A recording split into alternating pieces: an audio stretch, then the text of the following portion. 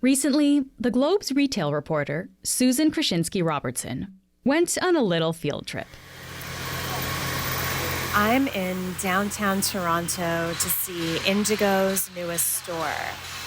It's noisy here because the store is in a building that is still effectively a construction site. So let's go inside and see how it looks. So the first thing you see in this store is a big display of holiday pajamas, plaid blankets, How the Grinch Stole Christmas, Britney Spears' new book, big displays with lots of books, and of course, Heather Reisman's face. There's a big poster here advertising Heather's picks. The Heather on the poster is Heather Reisman, Indigo's founder. And now she's the company's CEO, again. This is her second time in the top job, and she's coming in with a vision to bring Indigo back to its roots. She's even leading this media tour. One thing that I might point out that we have spent a lot of time focusing on here, and it will be or is visible throughout our other stores, is the giving Canadians, Canadian writers, Canadian authors. Which is great news for Canadian publishers.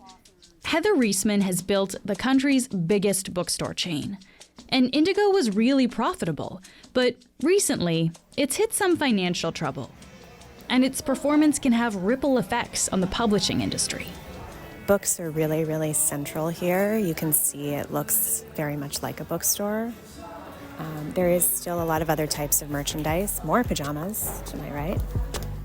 This tour was part of a larger effort by the company to turn the page from a year of bad press. So today, Susan will catch us up on the retail giant's eventful year and explain how Indigo is trying to relaunch itself with its not-so-new CEO. I'm Menaka Raman-Wilms, and this is The Decibel from the Globe and Mail.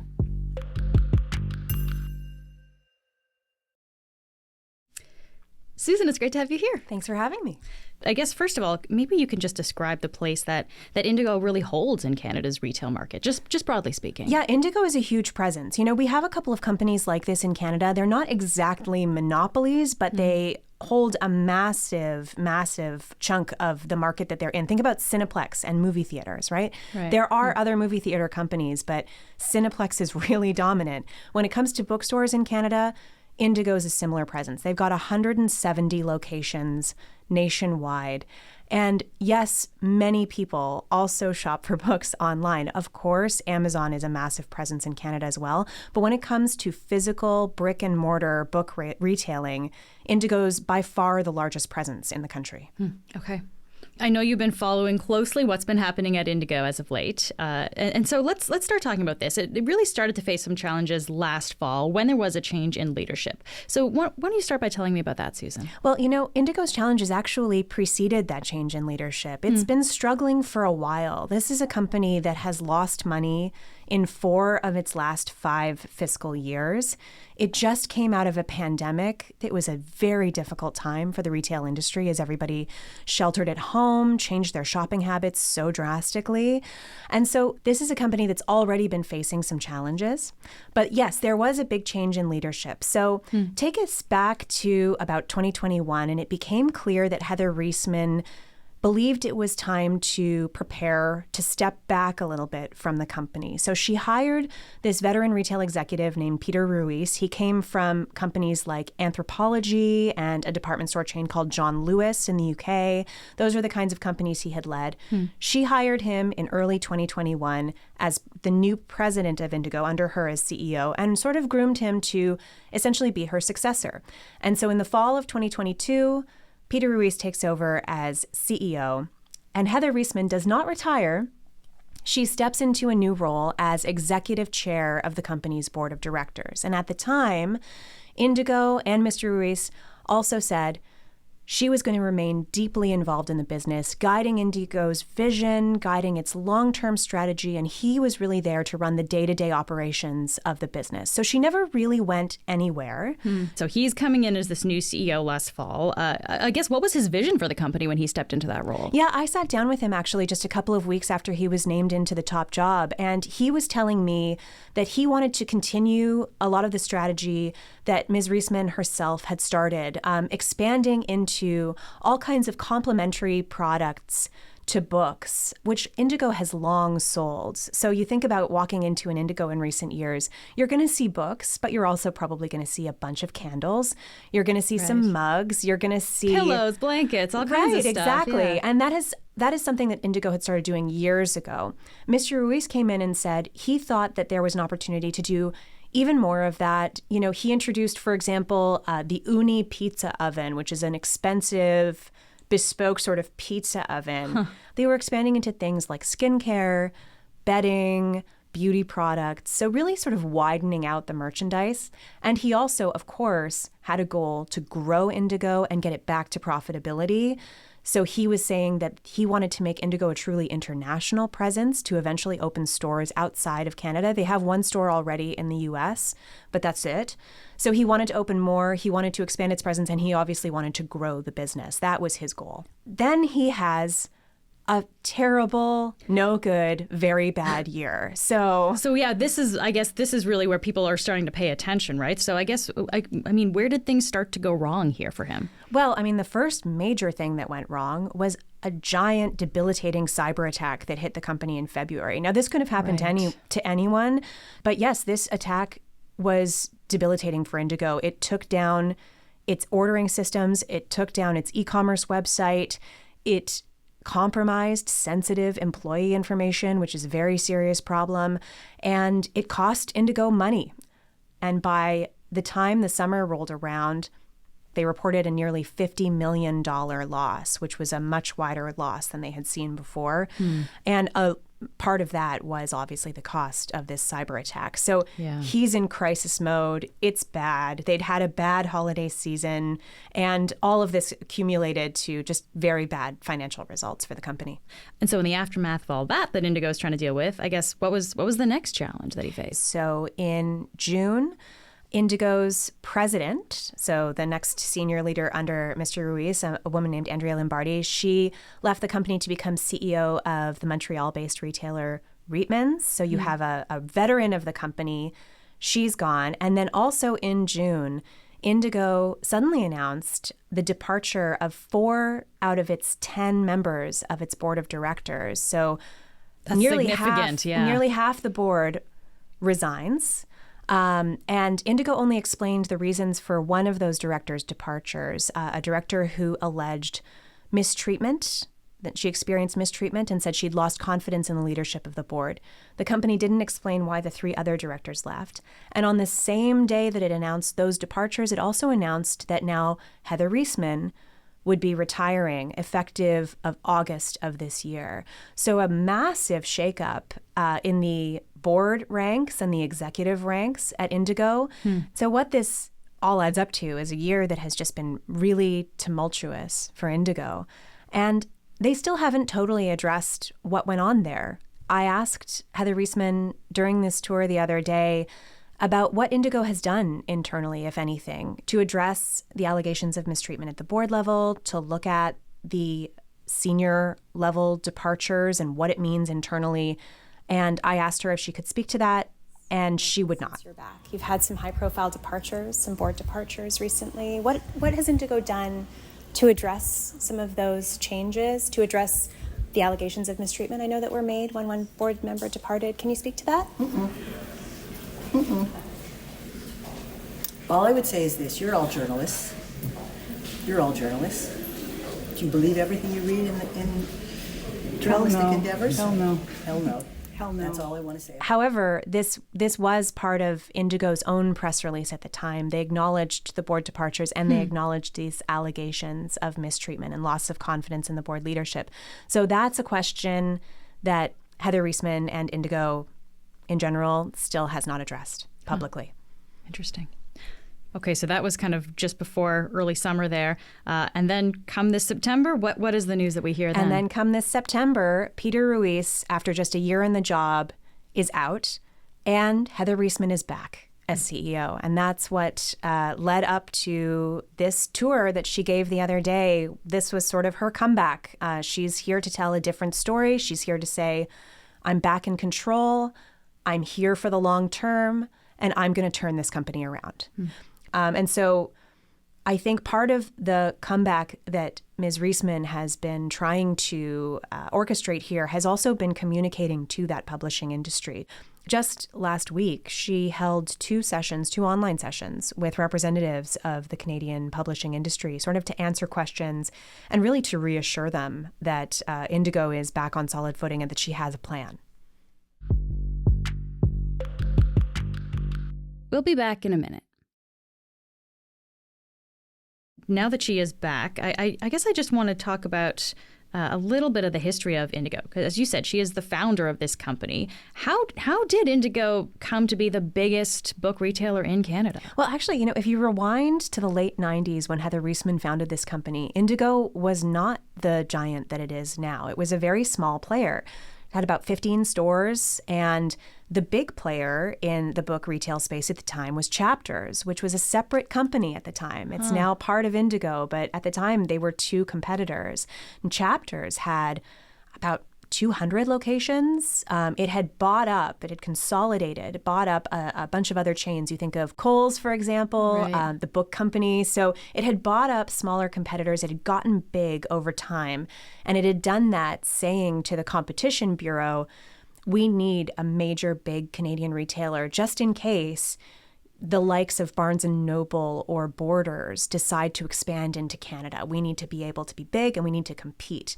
Indigo was comparatively a pretty small fish, but come 2001, there was a merger between the two. And following that merger, Heather Reisman became the CEO of the new combined company that was now the biggest book retailer in Canada. And since then, she's been at the helm, basically leading the strategy of this major book retailer. Wow. And to her credit, since then, Heather Reisman has really built a brand for this chain, right? You think of the power that her recommendations have. She built these... Yeah, like the Heather's Picks. That's yeah. right. Those have real financial impact for authors. When a Heather's Pick badge is put on the cover of that book, she has really built a brand for book lovers over the years, and it's become really big.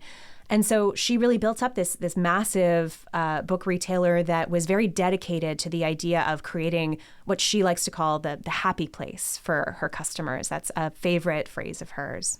Okay, so she really does create this huge success story with this store. And now, after a challenging year, she is back in the role of CEO. So what has Heather Reisman said about why she has come back now? So she says that she's come back to lead a major turnaround at this company. That's a phrase that she used in one of those sessions with the publishers, that basically she's to get it back on its right footing.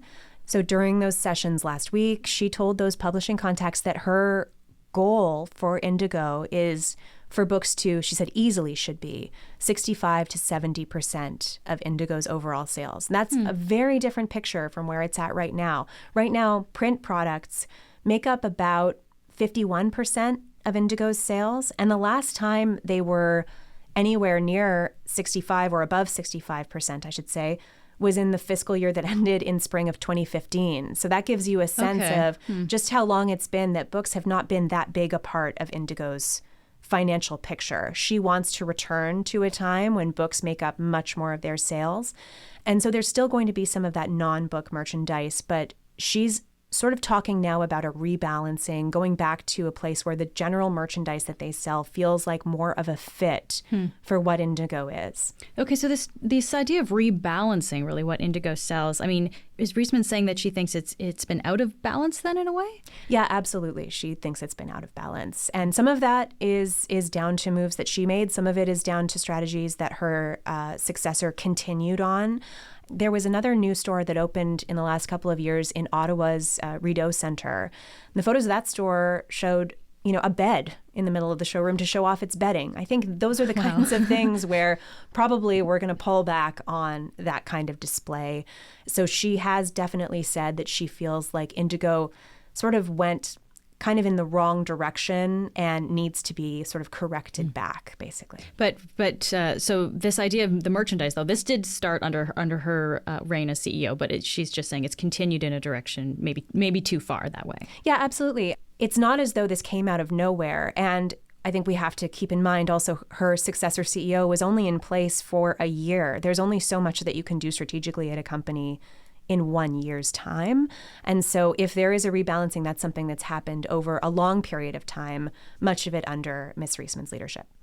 Okay, let's come back to the number you had before, though, Susan, of books making up 65 to 70% of Indigo's sales. I mean, how realistic is that goal, though? Like how profitable, unfortunately to say, but how profitable can a bookstore be in 2023? Yeah, look, the bookstore business has been challenged. I don't think that's any secret at all, but there is some precedent for this kind of refocusing.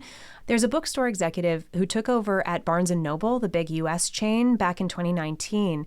He had already led a turnaround at a UK based bookseller called Waterstones. He came to Barnes & Noble and he did a very similar thing, taking out all the extraneous stuff that Barnes & Noble was selling at the time that had nothing to do with books. And he also emphasized that each local store should have more control over the kinds of books they order, over the ability to respond to local demand, and kind of almost act like a little independent bookstore, even though it's a Barnes & Noble. And this has been effective for them. They're a private company, so we don't have total transparency into their financials. But their CEO has said that this has been helpful, that sales are up. They're now opening more locations. So there is a precedent for basically saying, no, we are a bookstore and we think people still want that. Even in this Amazon day and age, we think people still crave, a certain type of person still craves the experience of a bookstore. Okay, so there's that example, which seems like a strong example. Has Heather Reisman given a sense of when she thinks Indigo is going to return to being a profitable business? Yeah, this is going to take time. And Indigo is already a little bit on the back foot. So they have reported their first quarter results for this fiscal year, and they lost $28.5 million just in the first quarter. That's partly some ongoing impact of that cyber attack, that ongoing financial impact, as well as just dampened consumer spending. The types of optional kind of discretionary stuff that isn't your essential purchases, the stuff that Indigo sells basically has been squeezed lately as people are suffering amid inflation and cutting back on purchases. And so, yeah, Indigo is having some trouble right now. They're hoping for a good holiday season. In those sessions with publishers, Ms. Reisman even went so far as to ask her publishing partners to encourage their friends and family to shop at Indigo this holiday season. Wow. She was like, I'm not shy about asking for the sale. We need your support. That gives you a sense of where they're at. And she's said, in the next few quarters, you're just not going to see this turnaround right away. You're not going to see this, nor should anyone expect that. So it's going to take some time.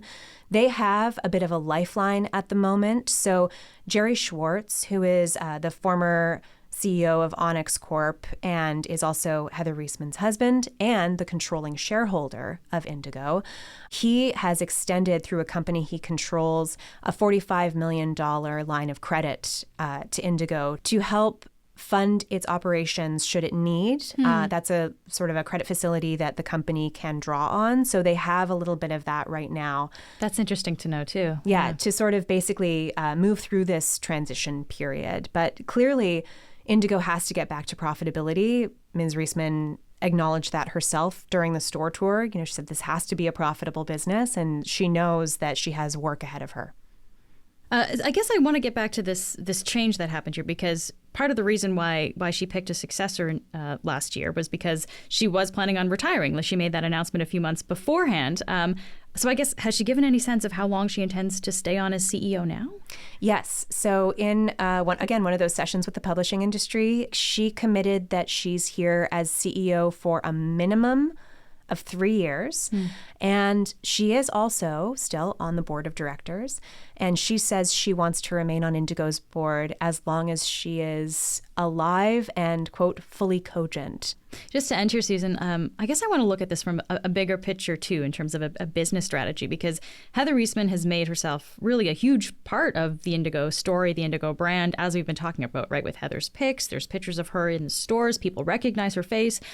So I guess I'm wondering, someone like you who is reporting on retail, speaks to experts about this all the time, I guess what are the benefits, but also the risks, maybe, of a business's brand being so tied up in one person?